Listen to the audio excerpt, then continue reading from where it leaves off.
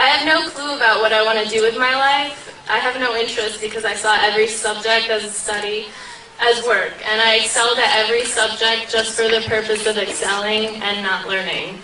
And quite frankly, I'm very scared. John Taylor Gatto, a retired school teacher and activist critical of compulsory schooling, asserts, "We could encourage the best qualities of youthfulness, curiosity, adventure, resilience, the capacity for surprising insight simply by being more flexible about time, texts, and tests, by introducing kids into truly competent adults, and by giving each student what autonomy he or she needs in order to take a risk every now and then." But we don't do that. Between these cinder block walls, we are all expected to be the same. We are trained to ace every standardized test, and those who deviate and see light through a different lens are worthless to the scheme of public education, and therefore viewed with contempt. H.L. Mencken wrote in the American Mercury for April 1924 that the aim of public education is not to fill the young of this species with knowledge and awaken their intelligence. Nothing could be further from the truth.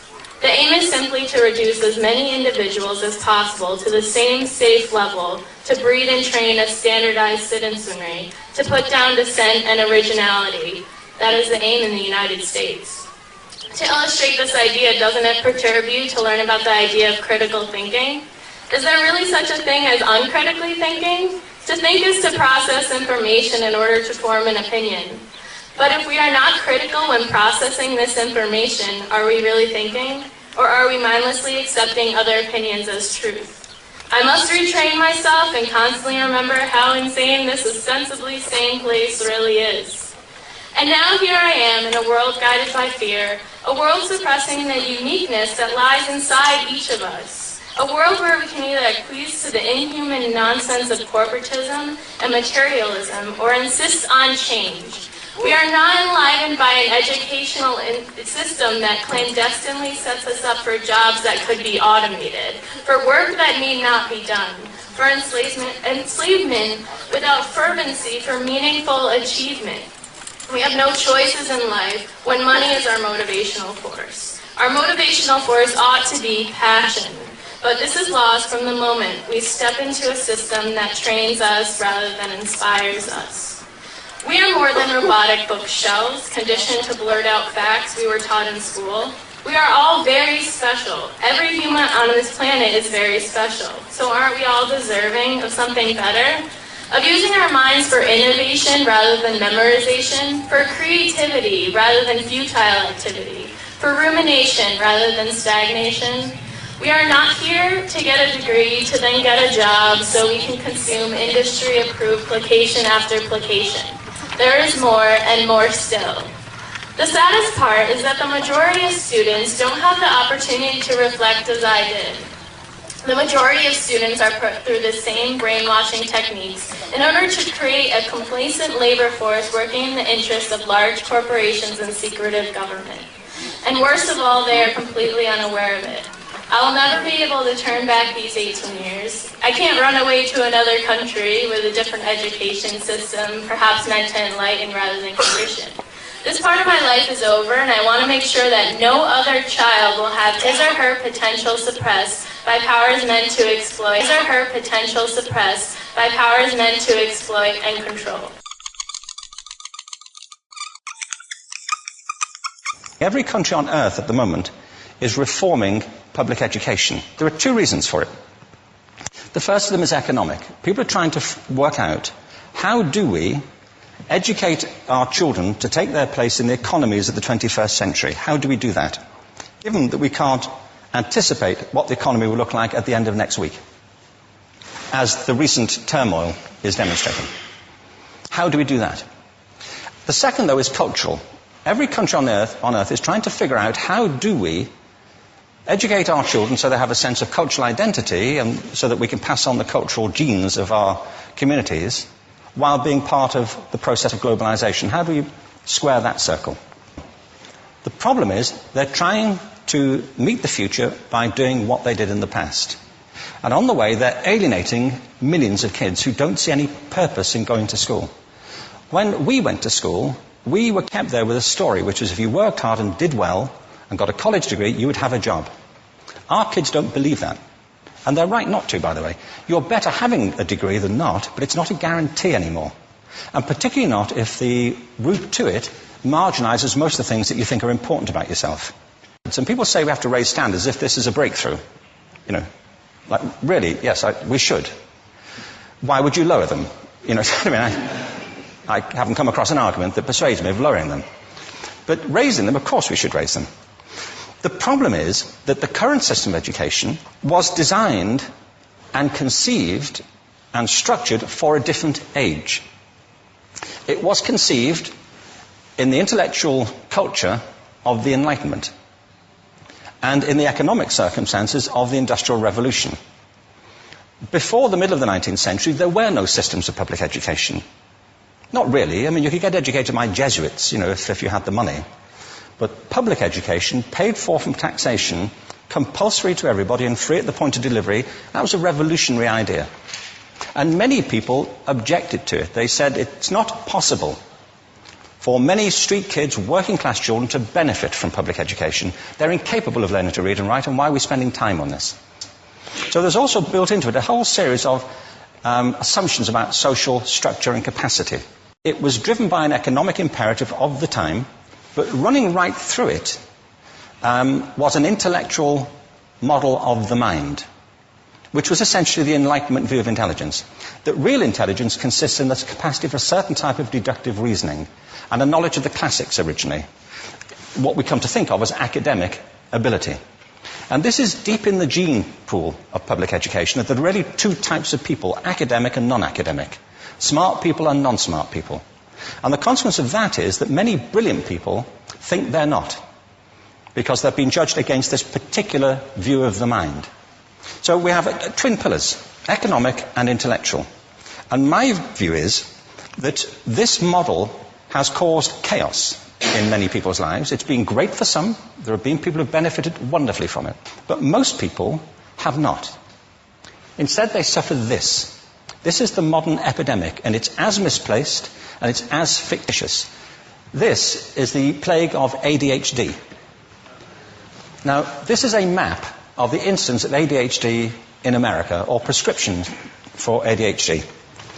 Don't mistake me here. I don't mean to say there is no such thing as attention deficit disorder. I'm not qualified to say if there is such a thing. I know that a great majority of psychologists and paediatricians think there is such a thing. But it's still a matter of debate.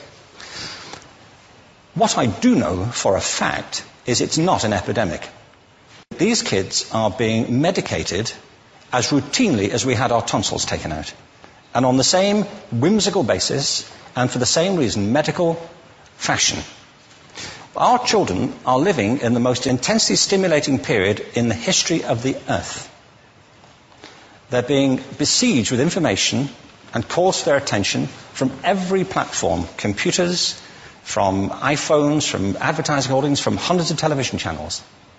And we're penalizing them now for getting distracted. From what? Boring stuff. At school, for the most part. It seems to me it's not a coincidence totally that the incidence of ADHD has risen in parallel with the growth of standardized testing. Now, these kids are being given Ritalin and Adderall and all manner of things, often quite dangerous drugs, to get them focused and calm them down. But according to this, attention deficit disorder increases as you travel east across the country. People start losing interest in Oklahoma.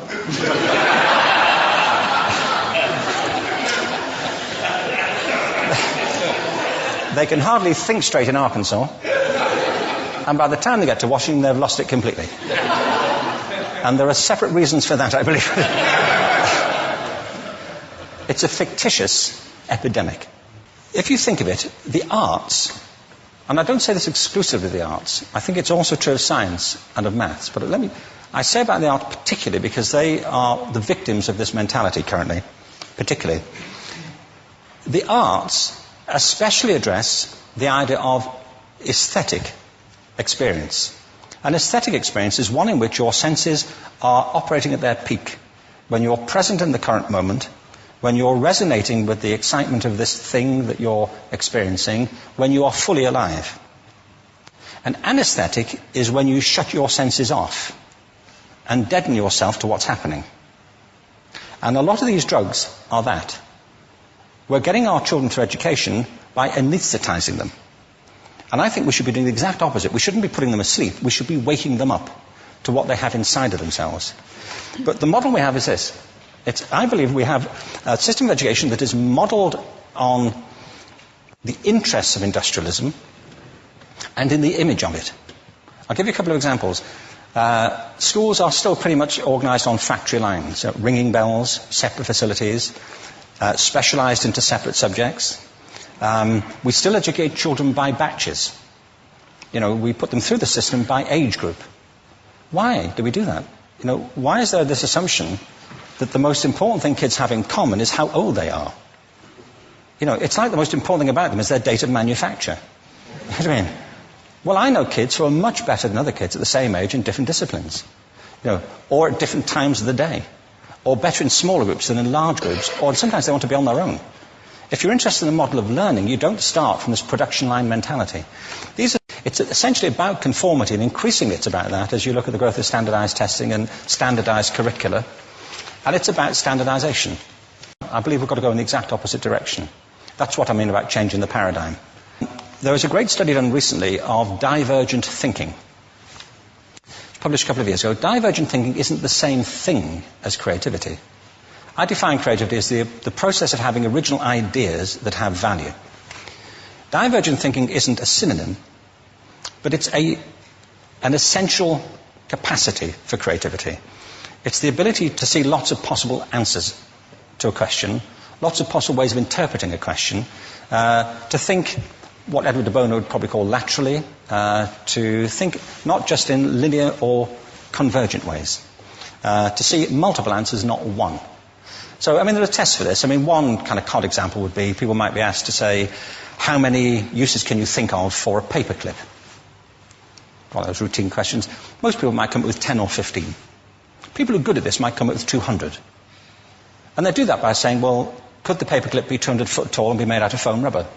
Does it have to be a paperclip as we know it, Jim? Now, there are tests for this, and they gave them to 1,500 people. This is in a book called Breakpoint and Beyond.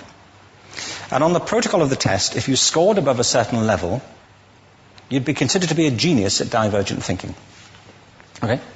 So my question to you is, what percentage of the people tested, of the 1,500, scored at genius level for divergent thinking? Now, you need to know one more thing about them. These were kindergarten children. So what do you think? What percentage at genius level? 80. 80, okay. 98%. Now, the thing about this was it was a longitudinal study. So they retested the same children 5 years later, ages of 8 to 10. What do you think? 50? They retested them again 5 years later, ages 13 to 15. You can see a trend here, can't you? Now, this tells an interesting story, because you could have imagined it going the other way, couldn't you? You start off not being very good, but you get better as you get older.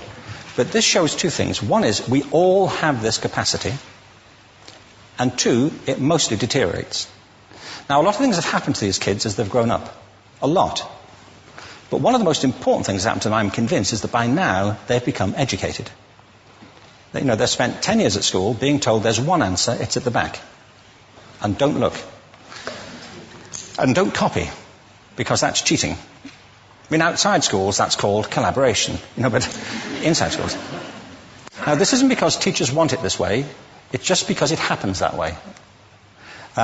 It's because it's in the gene pool of education. We have to think differently about human capacity. We have to get over this old conception of academic, non-academic, abstract, theoretical, vocational, and see it for what it is, a myth. Secondly, we have to recognize that most great learning happens in groups, that collaboration is the stuff of growth. If we atomize people and separate them and judge them separately, we form a kind of disjunction between them and their natural learning environment. And thirdly, it's crucially about the culture of our institutions, the habits of the institution and the habitats that they occupy.